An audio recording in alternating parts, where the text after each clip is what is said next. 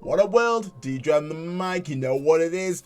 We got that Pulsemon deck and I've made some tweaks to this bad boy and I can officially gonna call this deck Pulse Check. So if this is a video for you, then stick around and enjoy. And if you're new to the channel and you like what you see, then make sure you subscribe to the notification bell because I do videos on the reg. Let's see if I can do this video in 10 minutes. I like a challenge. So let's go off to the eggs. The eggs have not changed whatsoever, because I feel like Upamon is still going to be beneficial for us to get that draw. So one of the weaknesses of this deck at the moment is that there's not a lot of draw power natively. We've not got a search that can search out Pulsemons at the moment. So when attacking, if we have 3 or fewer cards in security, we're able to draw 1. Perfect. All you need. You can run with the Digimon egg, which also runs pretty perfect in this deck. Gaining 1 memory is good, but I feel like we have great ways to gain memory on this deck anyway. Going over to the rookies, we still run 12. Let's just go over the actual staples right here. So obviously we do have the BT6 Pulsemon, which is just going to be great for us to meet our condition of free security. But any security cards that was trashed from this effect, we're able to gain that 1 memory, and then inheritable is going to be the core piece, is us gaining that jamming if we're at free security. Really strong. We do run that at 4. Then we do run the BT7 Pulsemon. This is obviously going to be when attacking, gain 2 memory if we're at free security. Really powerful. Gain 2 memory enables us to essentially pop off with our options in order to swing again efficiently. We do run that at 3 because we've added a little bit of sauce to the deck. And then lastly, from the Pulsemon line, we do run the promo Pulsemon, which on play, if you have 3 or more security, able to draw 1. If you have 3 or fewer security, you gain 1 memory. And if you're at free security dead on, you gain both effects. So this is going to be good in order for us to utilize that draw and get that memory, especially when we're on our top end, because I've added some secret sauce to the deck, which really changes the gameplay style, which you're going to love, trust me. So we do run that at 4. And then lastly, we got a little bit of a tech, which is going to be our Bushy Agumon. This right here is just got Rush. You'll see the reason why this card is very nice in this deck, especially the way I've created it. So that is 12 rookies. Going over to champions, we've changed this up quite dramatically. We've actually got rid of the Balmon BT7 because it doesn't really fit. It doesn't really fit now in the whole premise of the deck that I've tweaked and refined. So we're going on with the BT4 Pidamon. This is going to be good for us to just turbo up into our ultimate because it's just a Digivolution cost of 1. Really effective. It's why freaking Bloomlord just gets up into its ultimate slash megas really quickly, just because the cost is just evo efficiently, and we're kind of utilizing that same style in this. Also, it is a blocker, which is going to be helpful for us when we do get to our top end and we start popping off, in order for us to kind of make a somewhat unbreakable board state via some cheeky inheritables that we've incorporated in. So we do run that at 3. We have bumped up the Bulkmon BT6 to 4. This is obviously going to be good for us to kind of apply that aggression if we don't manage to see our top end. It can happen. Our top end in terms of our megas, we're only running 6, so it might be that we just gonna have to resort to the muscle and he going with the Shinku Hadouken. That's what I like to see, because this boy's rocking with that Shoryuken, and doing additional security check is going to be good. If we're at 3 and we've got jamming Pulsemon underneath, we're doing 2 security checks, swinging pretty nicely. The only thing that can triple us out is an option. If we do have our electric rush, we can swing in again, do 4 checks, which is just really heavy tempo, especially for versing decks with a very low ceiling. So we do run that at 4. And lastly, we do run Leomon EX1 at 3. Really helpful for us to just gain security if we're at 3 or fewer security cards in our security. I said that way oddly, my bad. But he doesn't stay on the field, but he does initiate battle. So anything that is under the 5k will die to this. But if they're over it, then, you know, they will survive. And I will not be able to play this card out, but I will be able to recover if I meet the requirements in regards to security. So that concludes the champions, running at 10. So then the ultimates, the new spice that I've added in is going to be the BT3 Angel Woman. This right here is just perfect for the deck. Rise Greymon, I felt like it was sitting outside of the condition of what this deck is trying to do. where Angel Woman BT3 is just best in slot, guys. Trust me. The reason why is that when digivolving, when one of your opponents gains minus security attack plus -2, which is just great in order for us to stop those big tower decks that are going to be going out with multiple security checks and, you know, unlimited swings and all that jazz. This really just shut that down. And way we can get Digimon on the field and digivolve efficiently, we can literally turbo up into this Digimon and really just shut down some plays on the opposition. The good thing about this card though is the actual inheritable. So when attacking, and this is not once per turn, obviously our whole premise of this deck is actually unsuspended and swinging again, is that if you have 3 or fewer security cards, you may play 1 yellow Digimon card from your hand without paying its memory cost. This is going to be fantastic for us to like throw out our Pulsemons willy-nilly when we are swinging with our Kazuchimon, because Kazuchimon is going to be doing 2 checks. We're going to be summoning out Pulsemons. We've got Bushimon in the back who's got Rush, can really just swing in and get game, which is great. It's really, this card is just so good for this deck. It is unreal. Don't know how I missed it. Me and my boy A-Dank really just like, you know, was kind of like thinking, what is there anything else that we can slot in? And Angel Woman is the one, guys. Is definitely the one. It changes up how this deck can actually perform quite massively. And then we still run, obviously, the promo about Mom. This is going to be just best in slot for what it does.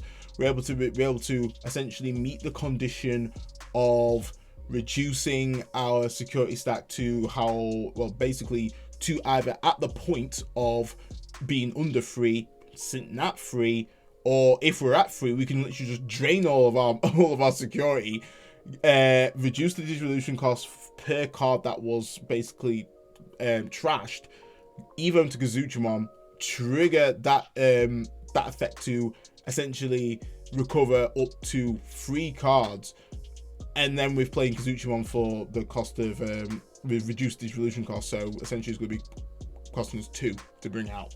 It's amazing. It's so good.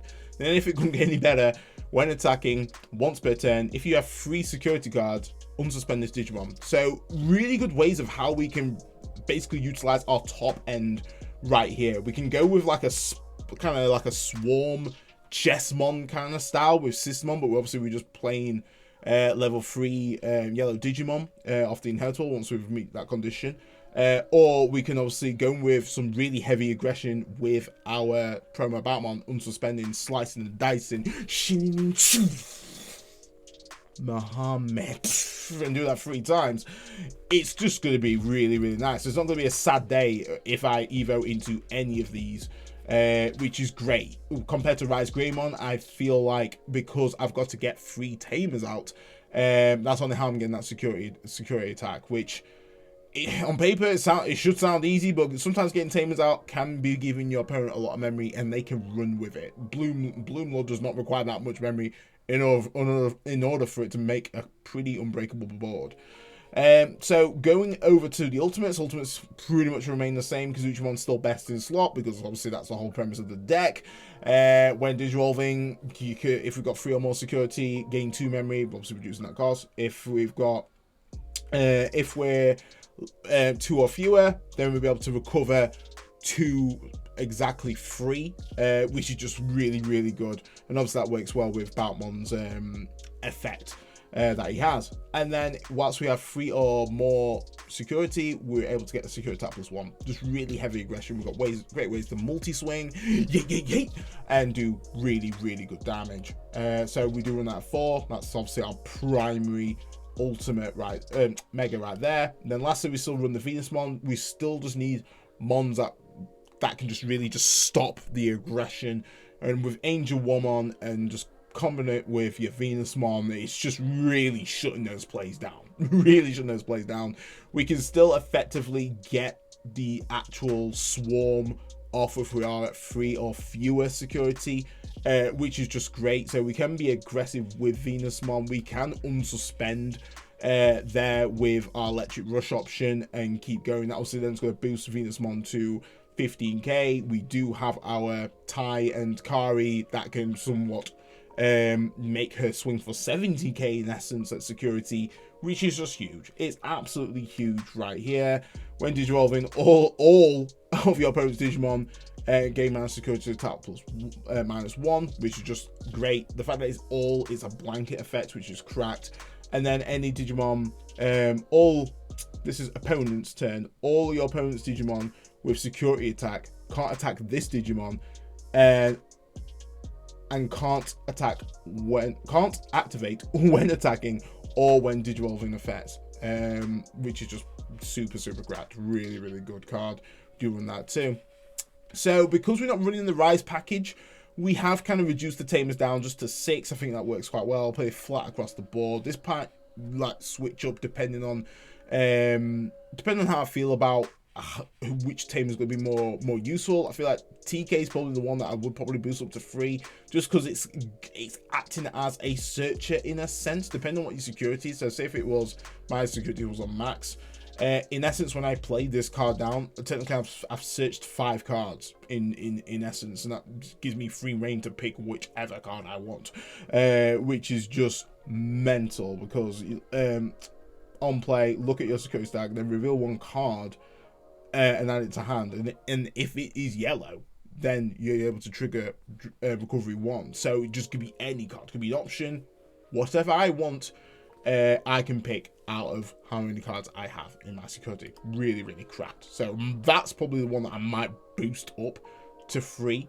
Really just depend, and I might lower the TK and Kari down. But I feel like this one's definitely going to be the one that's going to be staying at 2, just because it's going to be good for us to lower the DP values of Digimon insecurities, especially with Defex running around, with making that a 13k Digimon insecurity is going to be really beneficial for us, especially if we don't have our jamming Pulsemon in stack. So really good. Also great, just gain that memory. If we have 3 or fewer security, which we will, this is our primary sitting point, we're going to be gaining that memory. And obviously if the opponent does, we're going to be gaining massive amount of memory. The amount of memory you can get with this deck is just massive. Likely, like I say, TK and Kari, if we have fewer security cards than the opponent, we gain 2 memory. Like I say, we're sitting at 3. The odds of another turn going off whilst this is on field, so it doesn't take an effect, is a little bit slim, but it could happen that we don't actually gain that memory. But we can reduce an opponent's Digimon when we attack by 1k, and there is some 1k Digimon that do fly out. Obviously your primary searchers for other decks, so that could come up quite often, especially in this current meta. So going on to the options have had a few tweaks. So Electric Rush is still running at 2. This is obviously good to go facilitate to so many plays. Obviously if we do meet the condition with Angie Woman, we're going to be swarming out two Digimon, which is just massive. If we have 2 of these in hand, we're going to be swarming out with three Digimon.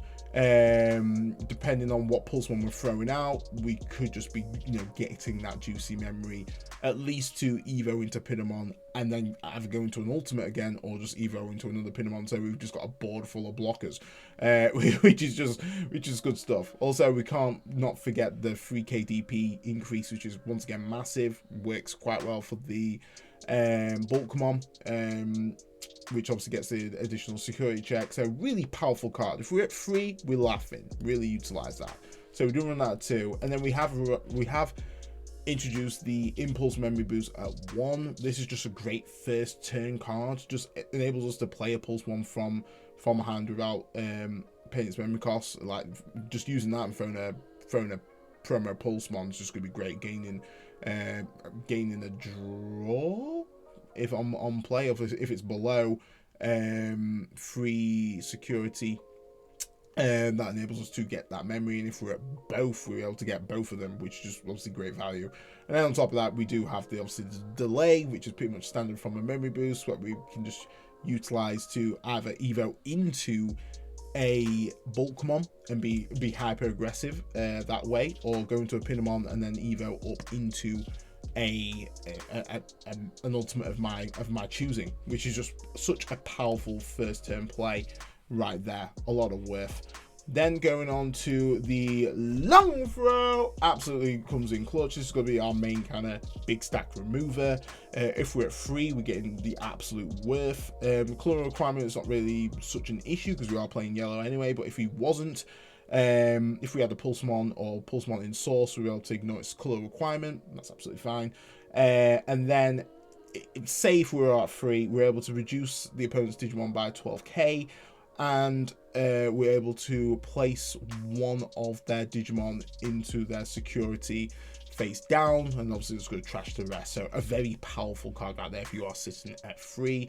We've got great ways to obviously kind of stabilize the opposition from even making a dent into our security. We've got Angel Woman who can obviously reduce their security attack by 2. We've got Venusmon that's going to obviously stop that there as well. So many cards that just prevents them from actually chipping in. Obviously, then we still have our Leomon chilling if he's in security. Really going to be a powerful play. Then for kind of like our search option, we do run the yellow memory boost. This is just going to be helpful for us to reveal top 4, pick a yellow Digimon card from amongst them, and then bottom deck the rest, and obviously delay to gain that memory later on by 2, which is just absolute worth.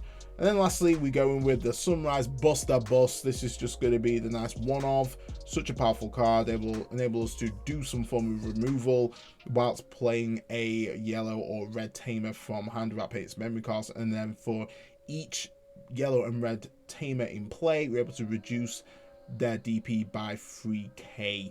And that's obviously per Tamer and per color. So really, really huge gains off that. Ideally, we just want to be seeing that in security. That's where we want to be seeing it. Able to get the worth, just us playing the Tamer out is going to be great. If we obviously hit this, it's going to be 6k, minus 6k, strong stuff.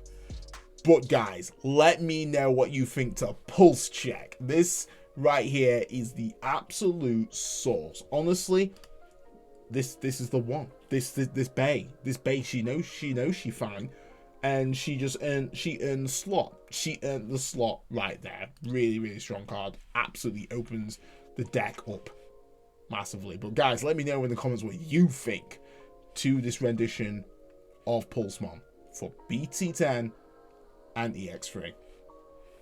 That's your boy DJ Dread, off the mic.